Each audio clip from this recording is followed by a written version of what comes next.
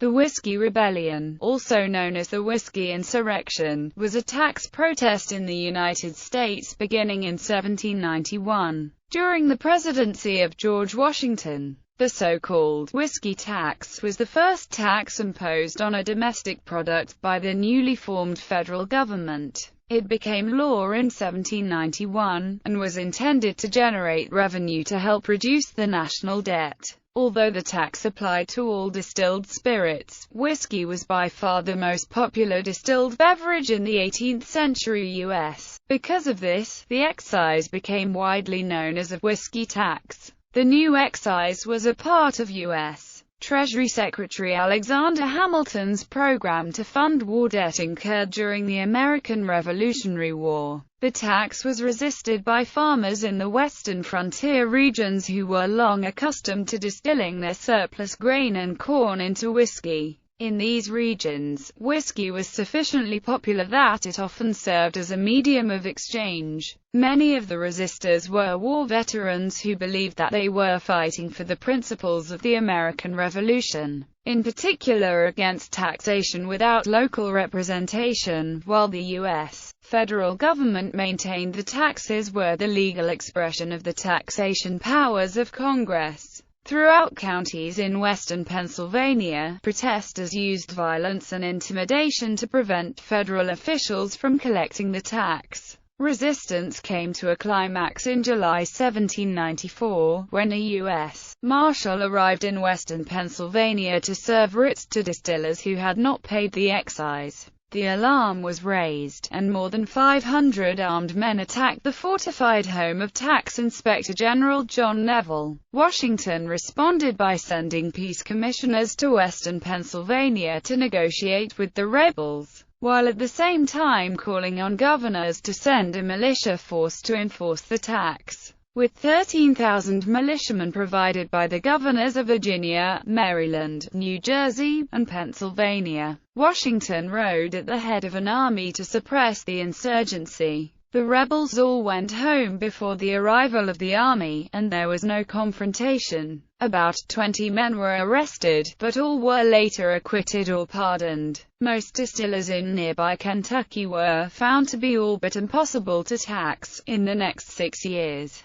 over 175 distillers from Kentucky were convicted of violating the tax law. Numerous examples of resistance are recorded in court documents and newspaper accounts. The Whiskey Rebellion demonstrated that the new national government had the will and the ability to suppress violent resistance to its laws. The whiskey excise remained difficult to collect, however. The events contributed to the formation of political parties in the United States, a process already underway. The whiskey tax was repealed after Thomas Jefferson's Republican Party, which opposed Hamilton's Federalist Party, came to power in 1801. Whiskey tax. A new U.S. federal government began operating in 1789, following the ratification of the United States Constitution. The previous central government under the Articles of Confederation had been unable to levy taxes. It had borrowed money to meet expenses and fund the Revolution, accumulating $54 million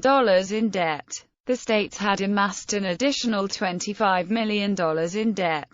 Alexander Hamilton, the first Secretary of the Treasury, sought to use this debt to create a financial system that would promote American prosperity and national unity. In his report on public credit, he urged Congress to consolidate the state and national debts into a single debt that would be funded by the federal government. Congress approved these measures in June and July 1790. A source of government revenue was needed to pay the respectable amount due of the previous bondholders to whom the debt was owed. By December 1790, Hamilton believed import duties, which were the government's primary source of revenue, had been raised as high as was feasible. He therefore promoted passage of an excise tax on domestically produced distilled spirits. This was to be the first tax levied by the national government on a domestic product. and because whiskey was by far the most popular distilled beverage in late 18th century America. The excise became known as the whiskey tax. Although taxes were politically unpopular, Hamilton believed that the whiskey excise was a luxury tax that would be the least objectionable tax the government could levy. In this, he had the support of some social reformers, who hoped a sin tax would raise public awareness about the harmful effects of alcohol. The Whiskey Excise Act, sometimes known as the Whiskey Act, became law in March 1791. George Washington defined the revenue districts, appointed the revenue supervisors and inspectors, and set their pay in November 1791. Western Grievances. The whiskey excise was immediately controversial, with many people on the frontier arguing the tax unfairly targeted Westerners. Whiskey was a popular drink, and farmers often supplemented their incomes by operating small stills. Farmers living west of the Appalachian Mountains distilled their excess grain into whiskey, which was easier and more profitable to transport over the mountains than the more cumbersome grain. A whiskey tax would make Western farmers less competitive with Eastern grain producers. Additionally, cash was always in short supply on the frontier, so whiskey often served as a medium of exchange. For poorer people who were paid in whiskey, the excise was essentially an income tax that wealthier Easterners did not pay. The main objection to the whiskey tax was that it was taxation without representation, exactly what they just fought the Revolutionary War to stop. Many tax resistors were veterans. In the Western view, they were fighting for freedom, resisting the newly emerging central state. Furthermore, they did not understand why they should pay other people's debts. Some states had repaid their war debt. The Federalists were buying support from indebted states with their policy of assumption. Small-scale farmers also protested that Hamilton's excise effectively gave unfair tax breaks to large distillers, most of whom were based in the East. There were two methods of paying the whiskey excise: paying a flat fee or paying by the gallon. Large distillers produce whiskey in volume and could afford the flat fee. The more efficient they became, the less tax per gallon they would pay. Western farmers who owned small stills did not usually operate them year-round at full capacity, so they ended up paying a higher tax per gallon, which made them less competitive. The regressive nature of the tax was further compounded by an additional factor: whiskey sold for considerably less on the cash-poor Western frontier compared to the wealthier and more populous East, meaning that even if all distillers had been required to pay the same amount of tax per gallon, the small-scale frontier distillers would have still had to remit a considerably larger proportion of their product's value compared to larger Eastern distillers. Small-scale distillers believed Hamilton deliberately designed the tax to ruin him and promote big business, a view endorsed by some historians. However, historian Thomas Slaughter argued that a conspiracy of this sort is difficult to document. Whether by design or not, large distillers recognized the advantage the excise gave them, and they supported the tax. In addition to the whiskey tax, Westerners had a number of other grievances with the national government.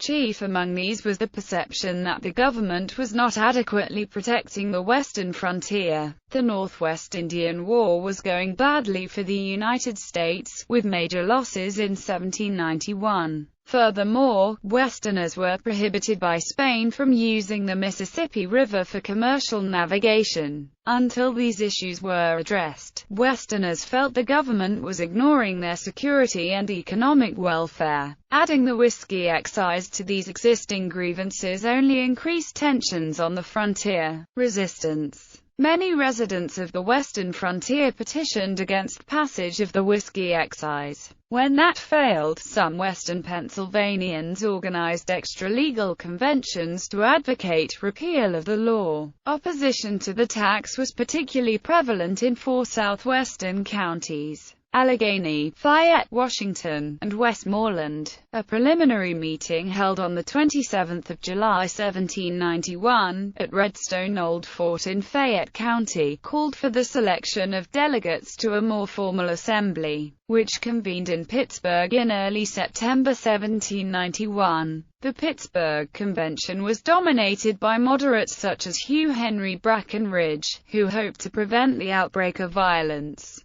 The convention sent a petition for redress of grievances to the Pennsylvania Assembly and the U.S. House of Representatives, both located in Philadelphia. As a result of this and other petitions, the excise law was modified in May 1792. Changes included a 1-cent reduction in the tax that was advocated by William Findley, a congressman from western Pennsylvania. But the new excise law was still unsatisfactory to many Westerners. Appeals to nonviolent resistance were unsuccessful. On the 11th of September 1791, a recently appointed tax collector named Robert Johnson was tarred and feathered by a disguised gang in Washington County. A man sent by officials to serve court warrants to Johnson's attackers was whipped, tarred, and feathered. Because of these and other violent attacks, the tax went uncollected in 1791 and early 1792.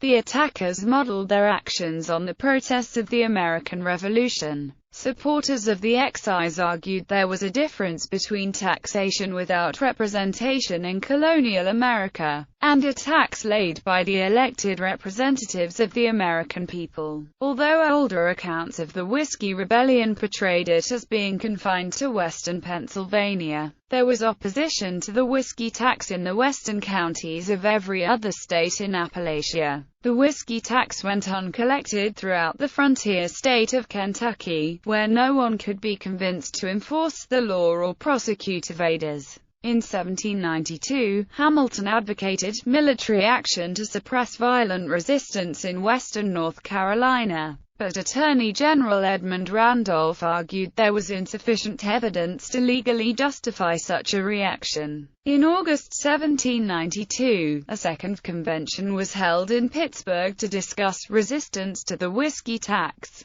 This meeting was more radical than the first convention. Moderates such as Brackenridge and Findley were not in attendance. One moderate who did attend, to his later regret, was Albert Gallatin, a future Secretary of the Treasury. A militant group known as the Mingo Creek Association dominated the convention and issued radical demands. As some of them had done in the American Revolution, they raised liberty poles, formed committees of correspondence, and took control of the local militia. They created an extra-legal court, and discouraged lawsuits for debt collection and foreclosures. Hamilton regarded the Second Pittsburgh Convention as a serious threat to the operation of the laws of the federal government. In September 1792, he sent Pennsylvania tax official George Clymer to western Pennsylvania to investigate Clymer's clumsy attempt at traveling in disguise, and his efforts to intimidate local officials, only increased tensions. His somewhat exaggerated report would greatly influence the decisions made by the Washington administration. Washington and Hamilton viewed resistance to federal laws in Pennsylvania as particularly embarrassing, since the national capital was then located in the same state. On his own initiative, Hamilton drafted a presidential proclamation denouncing resistance to the excise laws and submitted it to Attorney General Randolph, who toned down some of the language. Washington signed the proclamation on September 15, 1792. It was published as a broadside and printed in many newspapers. The federal tax inspector for western Pennsylvania, General John Neville, was determined to enforce the excise law. Neville, a prominent politician and wealthy planter, was also a large-scale distiller. He had initially opposed the whiskey tax, but subsequently changed his mind, a reversal that angered some western Pennsylvanians.